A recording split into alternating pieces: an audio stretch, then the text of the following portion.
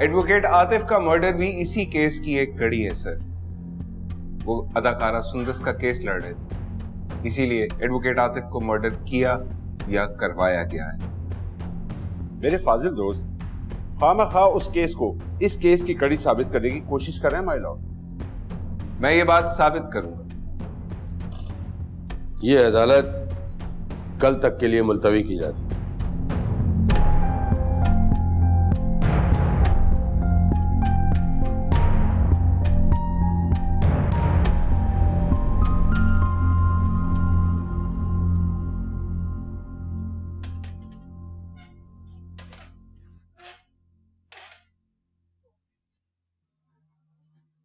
क्या हुआ?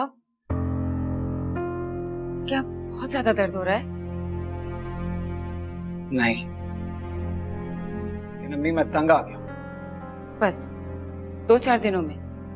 ये भी कोई जिंदगी है? न कहीं इंसान जा सकता है ना आ सकता है। मफलूज होकर रह गया हूं। बेटा अल्लाह का लाख लाख शुक्र अदा करो कि उम्र भर के लिए माजूर नहीं हो गए।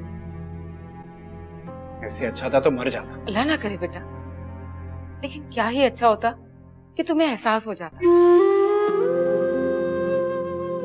उन लोगों के लिए जो उम्र भर के लिए माजूर होते हैं। उन सब की माजूरी में मेरा क्या कसूर? तुम्हारी माजूरी में सोबिया का भी कोई कसूर नहीं है बेटा। कसूर है उसका। ना ही मैं उसके बारे में सोचता, ना ही मुझे गुस्सा आता, और ना ही ये एक्सीडेंट हो सकता है कि उसी बात की सजा मिली हो तुम्हें। देखो, ये एहसास दिलवाने के लिए सजा दी गई हो, और अगर तुम्हें अभी भी एहसास ना हुआ ना तो ये सजा लंबी भी हो सकती है। खुदा की कुदरत बड़ी बेनियाज होती है, समझो बेटा तुम इस बात को।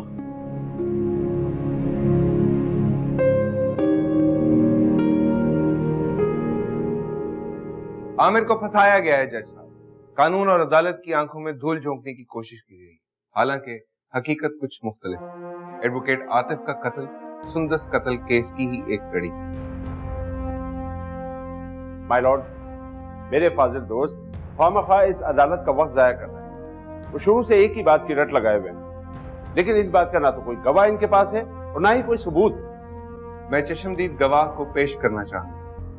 इजाजत। गवाह को अदालत के सामने पेश किया जाए।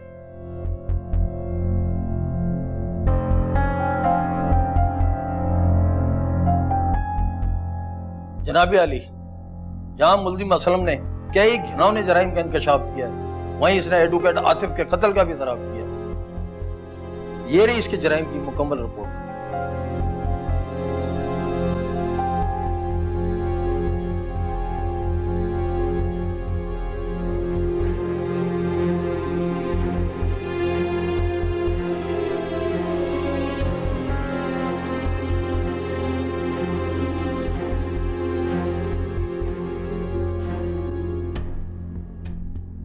जी तो असलम मियां, एडवोकेट आतिफ का कत्ल किसने किया? मैंने। क्या दुश्मनी थी आपकी, क्या झगड़ा था आपका एडवोकेट आतिफ के साथ? मुझे इस काम के पैसे दिए गए थे, शोएब ने दिए थे। Advocate Atif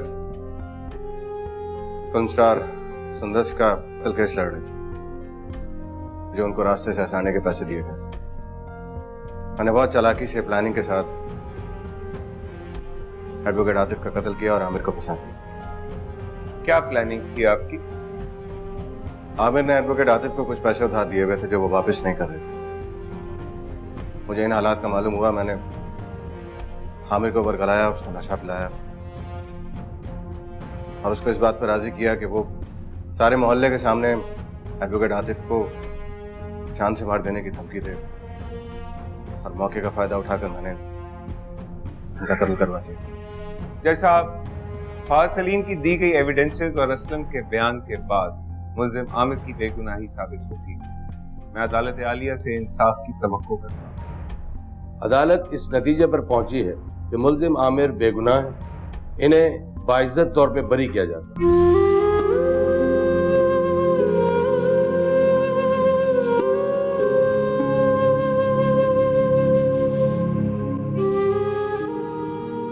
thank you milord. मुजरिम असलम और मुजरिम शुएब का फैसला महफूज किया जाता, तब तक ये दोनों पुलिस की हिरासत में रहेंगे।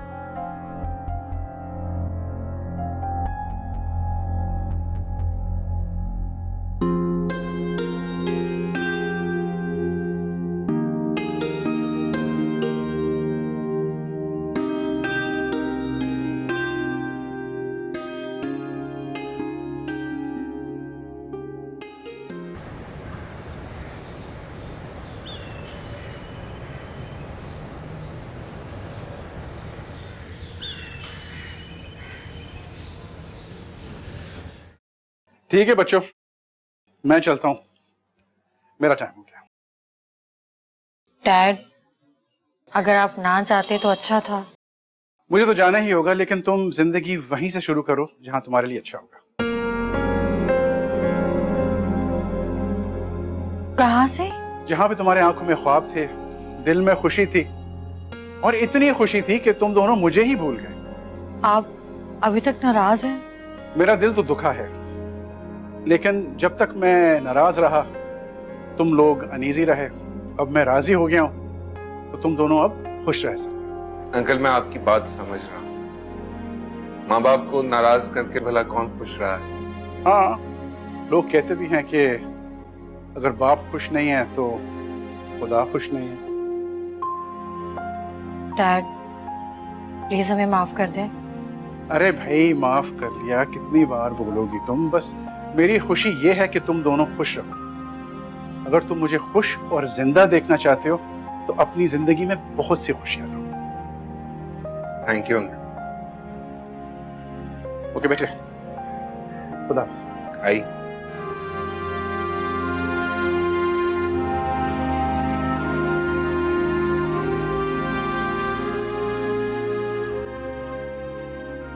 लोग हमें कभी माफ नहीं करेंगे। इनसे माफी मांगेंगे ही क्यों? बेटा वो बेटी वाले हैं, हमने दिल दुखाया है उनका। झूठ बोला है उन लोगों ने हमसे, धोखा दिया। नहीं, कोई झूठ नहीं बोला उन्होंने बेटा। हर माँ बाप अपने बच्चों के ऐब तो छुपाते ही है ना। अम्मी, अगर वो मुझे बता देते तो मैं इस तरह से रिएक्ट नहीं करता। हमने बताया क्या तुम्हारे एक्सीडेंट के बारे में उन्हें? और बताने की जरूरत भी नहीं। इमरान, तुम दामाद हो उनके। मैं तो सोबिया के लिए तलाक के कागजात तैयार करवाने जा रहा था। नाजिया, बाहर देखो कौन आया है। शायद इसीलिए अल्लाह ने तुम्हें ये सजा दी, तुम्हारा रास्ता रोका है। इमरान, तुम कुदरत के इशारे को समझो बेटा। हैं घर पर?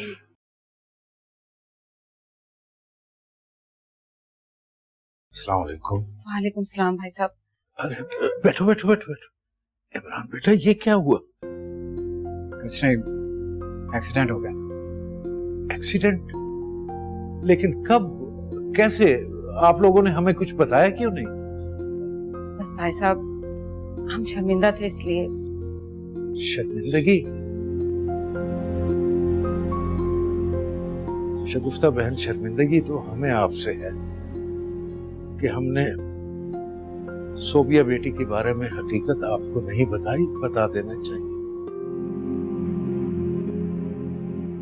मैं इसीलिए हाजिर हुआ था कि आपसे माफी मांगूं। नहीं भाई साहब, आप क्यों माफी मांग रहे हैं?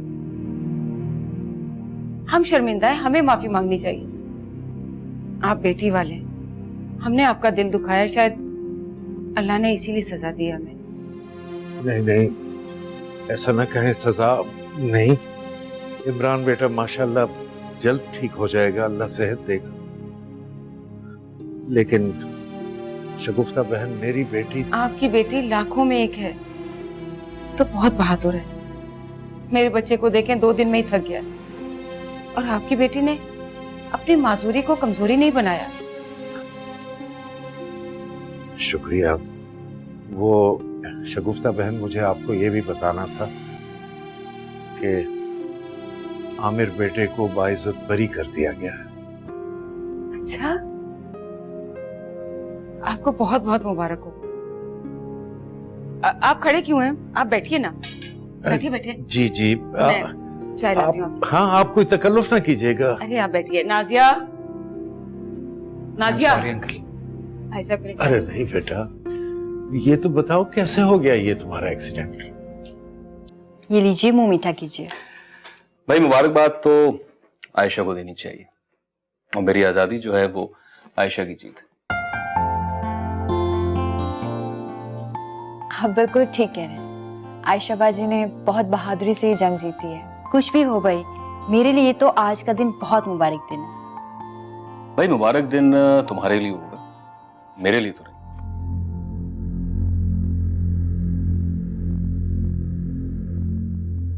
भाई जेल से निकलकर फिर से बीवी की कैद में आ गया हूं ना।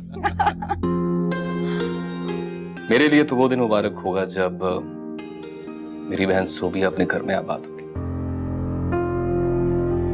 आप क्या कहना चाह रहे हैं? मुझे कुछ नहीं कहना, मुझे जो कुछ भी कहना है वो इमरान से कहना है। आमिर भाई, आप इमरान से कोई बात नहीं करेंगे और ना ही उन लोगों से कोई राब्ता रखेंगे। अस्सलाम वालेकुम। वालेकुम अस्सलाम। बेटा तुम्हारी अम्मा कहाँ हैं? अबू वो मार्केट तक गई हैं। आप कहाँ गए थे? मैं बेटा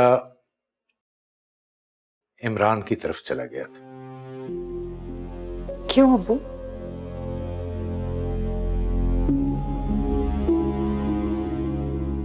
बेटा इमरान का एक्सीडेंट हो गया है। एक्सीडेंट? हाँ, फ्रैक्चर आया है टांग में।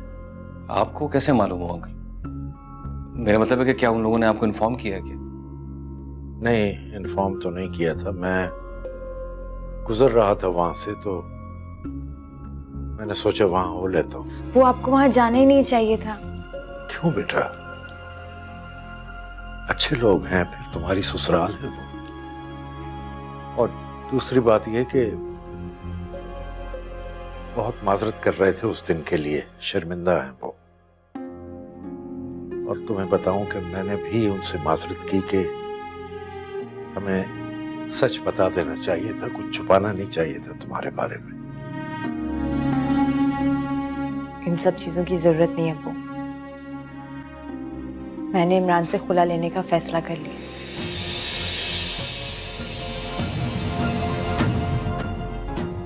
क्या कह रही?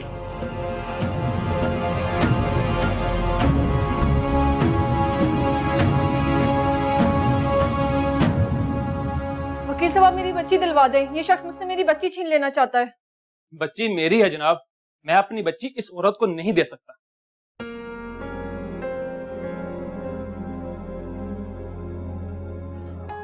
इधर आओ बेटा।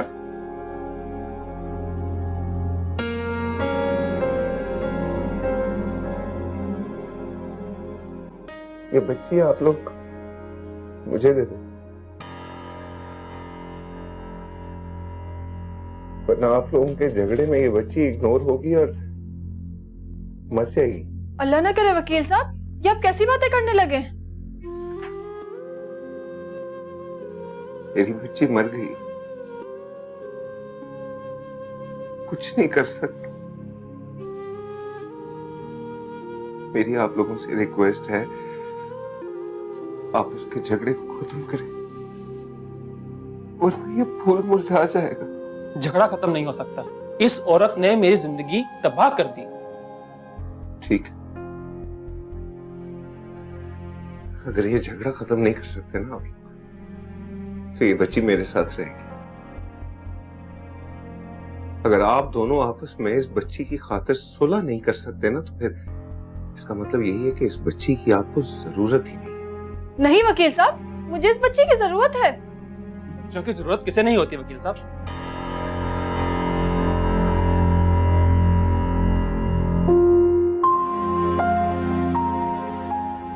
जब बच्चे नहीं होते ना, यार रहते ही नहीं है, तब इस बात का एहसास होता है। हाथ जोड़ के आप दोनों से रिक्वेस्ट करता हूं कि इस झगड़े को खत्म कर दें। और अगर झगड़ा खत्म नहीं हो सकता तो इस बच्ची से दूरी की आदत डाल लें। चलें कर सकते।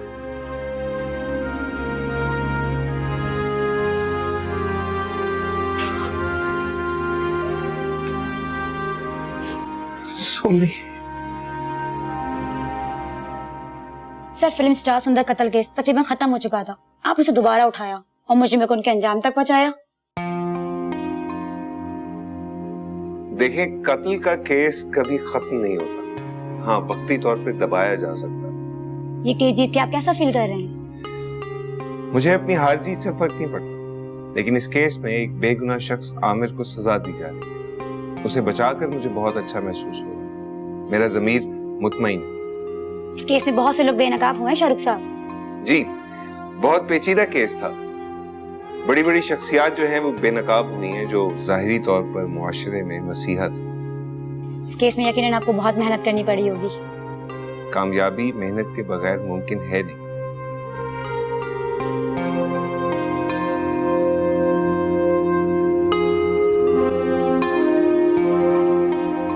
आइए, आप तशरीफ रखिए, मैं इमरान साहब को बुला के लाती हूँ। ठीक है, शुक्रिया।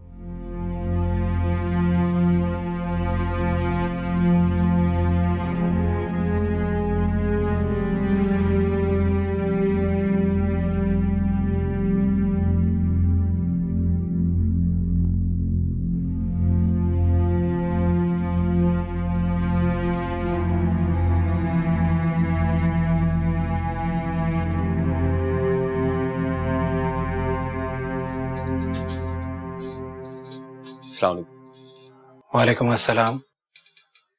आप आमिर है ना? जी, मैं आमिर हूँ, सोबिया का भाई। भाई या बहन हुई? दरअसल मैं सोबिया को अपनी छोटी बहन समझता हूँ, साली नहीं। बैठिए, तशरीफ रखिए। शुक्रिया।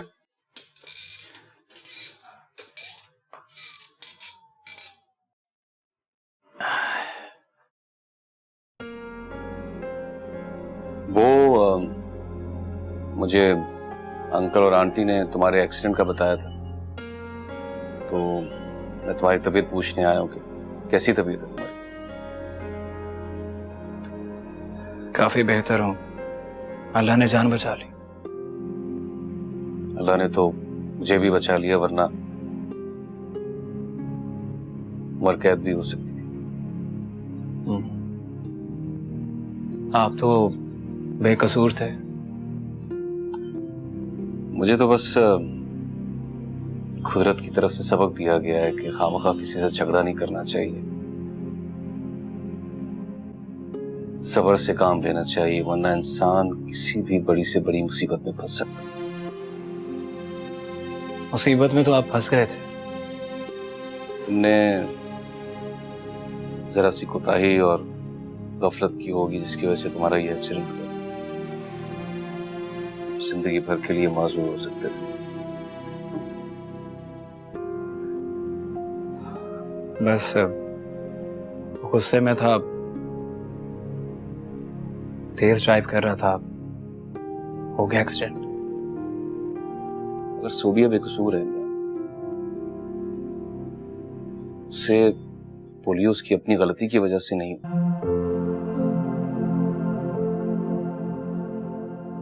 कसूर उसके वालिदैन का है, या फिर माशरे का, या हेल्थ डिपार्टमेंट का भी हो सकता है। आप कहना क्या चाहते हैं? सिर्फ इतना कहना चाहता हूँ इमरान तुमसे कि सोबिया को उसके माजूर होने की सजा मत दो। बेगुनाह है, बहुत प्यार करती है तुमसे।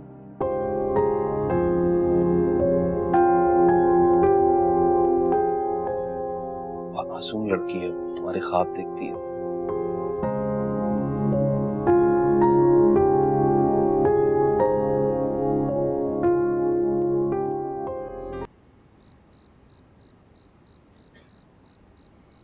साहब जी,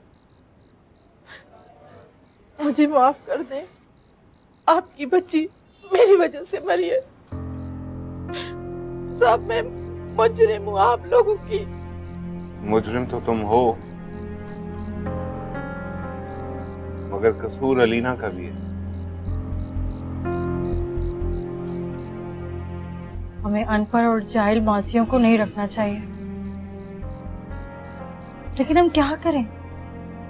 जब इनकी हालत देखते हैं तो इन पे तरस आ जाता है, रहम आता है हमें।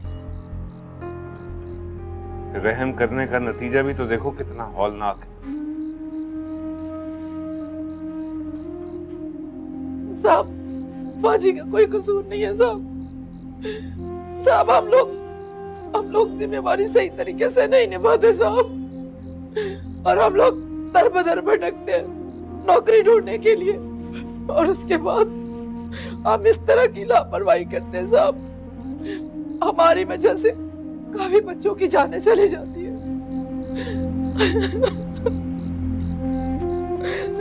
साहब मुझे माफ कर दे, मैं अपने आप को साहब कभी माफ नहीं करूंगी साहब। अल्लाह का वास्ता मुझे माफ कर दे, मुझसे बहुत बड़ा गुनाह हो गया साहब।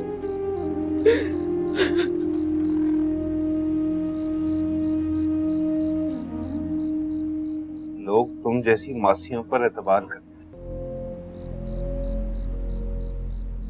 अपनी बच्चियों को तुम्हारे हवाले करते हैं, और तुम बच्चियों के खाने तक खा जाती हो। नहीं साहब नहीं, मैं चोर नहीं हूँ।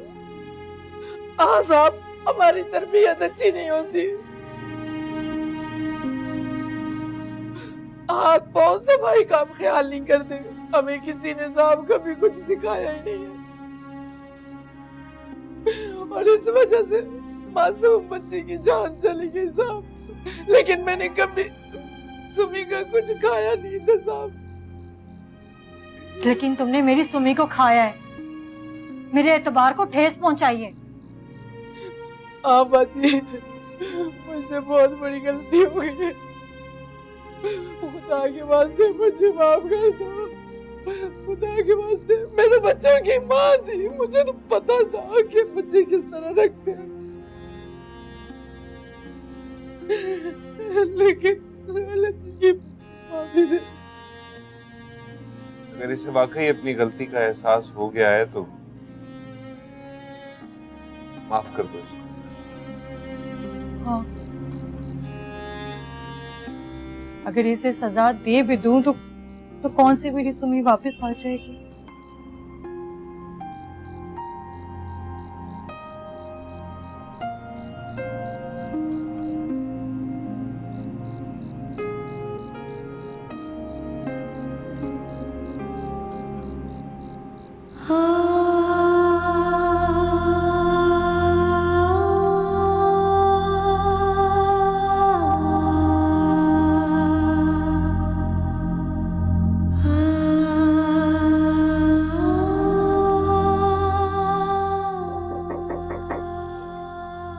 आ जाए।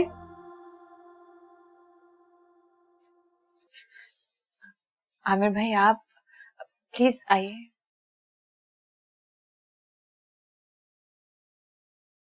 क्या हुआ, आप कुछ परेशान लग रहे हैं? नहीं, मैं पुरुमीद हूँ। पुरुमीद? क्या मतलब?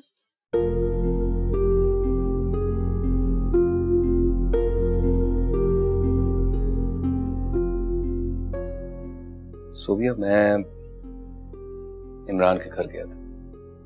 लेकिन क्यों आमिर भाई? वो मेरे साड़ू का नहीं, मेरे बहनोई का घर है। आप कहना क्या चाह रहे हैं?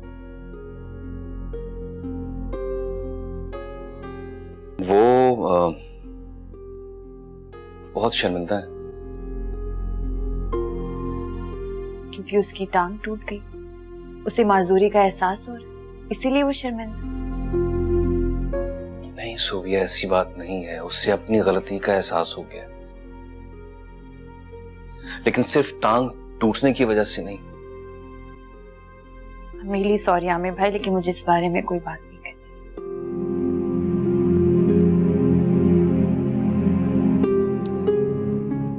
सोबिया, क्या तुम मुझे अपना भाई नहीं समझती? मैं तुम्हारा भाई हूं या नहीं? आप ये बात पूछ भी कैसे सकते हैं?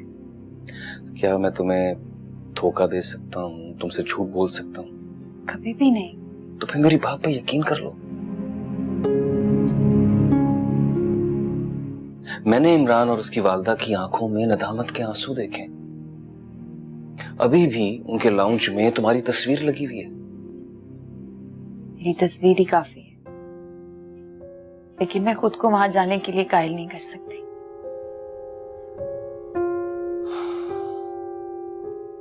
अगर मैं कहूं मैं, तब भी नहीं? नहीं। मैं उनसे वादा कर आया हूं कि मैं सोबिया को राजी कर लूंगा। वो मेरी छोटी बहन है, मेरी हर बात मानती है।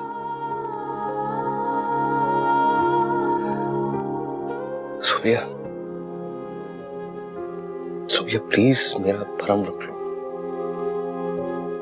वरना वो लोग यही समझेंगे कि मैं तुम्हारा भाई नहीं हूं। तो तुम लोगों ने अपने घर में एक यतीम को पाल रखा है। आमिर भाई प्लीज, प्लीज मान जाओ सोबिया, प्लीज मेरी खातिर।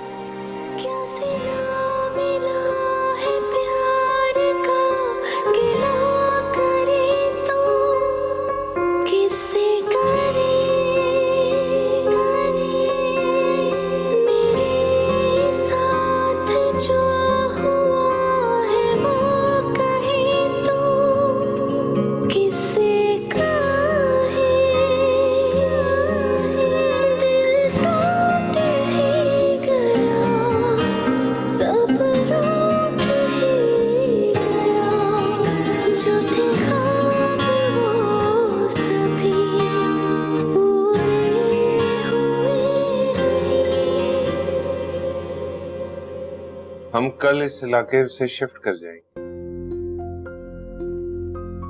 कहाँ? तुम्हारे मनपसंद पॉश इलाके में। अपना घर लिया है क्या? इतने जल्दी कहाँ, अभी किराए का ही है। मुझे कहीं नहीं जाना। क्यों? इस घर में मेरी सुम्मी की यादें बसती हैं। आप यही घर ले लें। अगर पैसे कम पड़ रहे हैं तो मैं डैड से कहती हूँ, वो उधार दे देंगे। करता हूँ मालिक मकान से बात।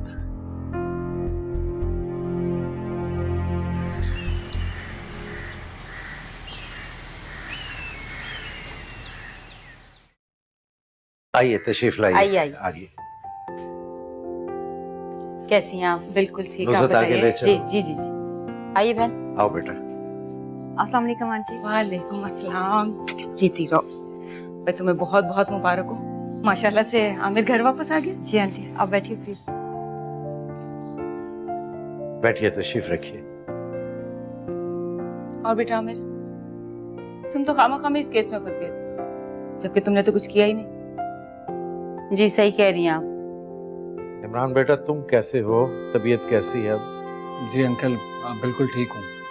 ट्रीटमेंट भी खत्म हो गया। शुक्र है अल्लाह का, और अल्लाह का लाख लाख शुक्र है कि किसी बड़ी मुसीबत से बच गए तुम।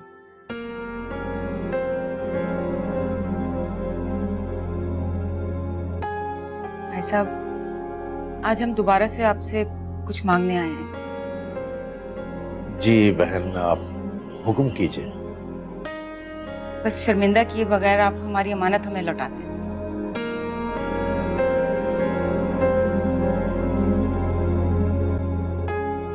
नहीं, ये हम नहीं कर सकते।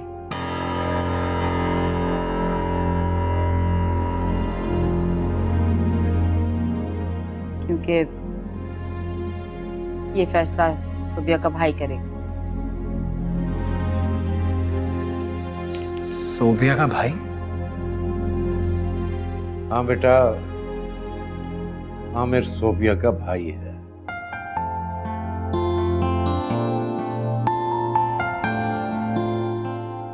आमिर ही सोबिया को आपके साथ भेज सकता है।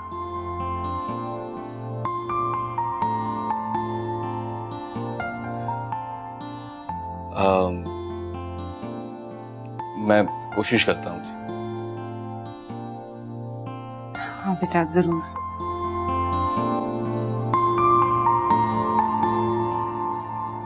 आप बताइए कि सोबिया का गुस्सा कुछ कम हुआ? सोबिया को गुस्सा नहीं था, उसे दुख था, उसे अफसोस था। हमारी बच्ची तो गुस्से वाली है ही नहीं। मेरा ख्याल है इस टॉपिक को अब छोड़ देना चाहिए। जो हुआ उसे भूल जाएं, समझें कि हुआ ही नहीं। रंजिशें इसी तरह खत्म हो सकती हैं। बिल्कुल ठीक कह रहे हैं आप।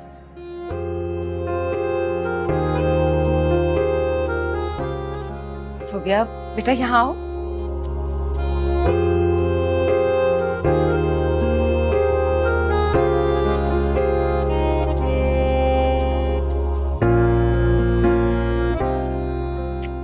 जीती रहो, आओ बैठो।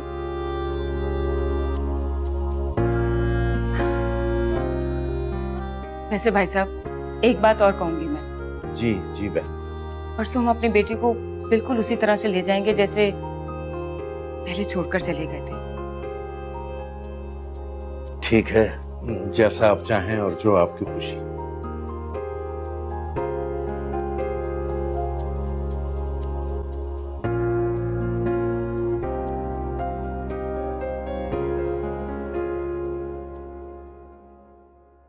जी नाज़रीन, हम हर बार हर काम के लिए हुकूमत की जानिब देखते हैं, लेकिन खुद अपने मुल्क और मोहल्ले की सफाई का ख्याल नहीं रखते। लेकिन इन्होंने इन बच्चों को क्या आगाही दी, आइए इन्हीं से सुनते हैं।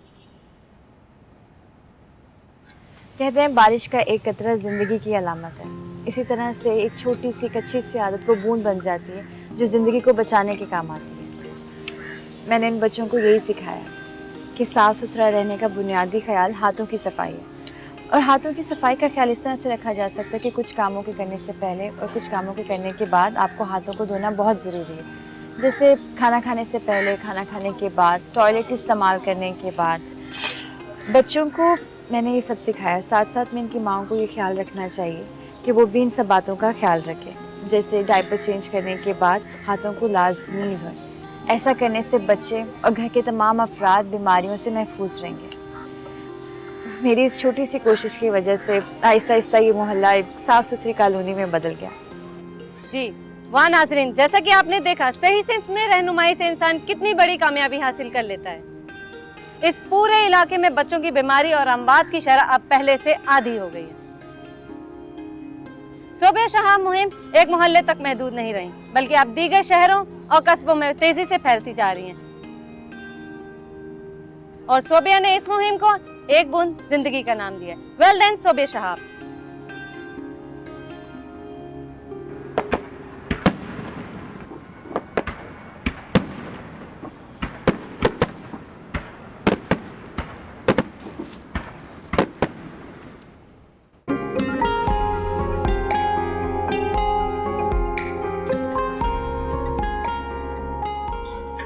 अरे वो नजर वाला सामान कहाँ है? वो तो लेकर आओ।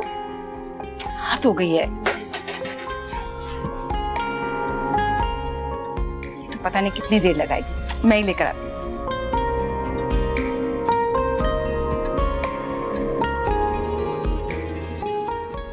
So, Mrs. Imran, can I have a selfie with you? Sure.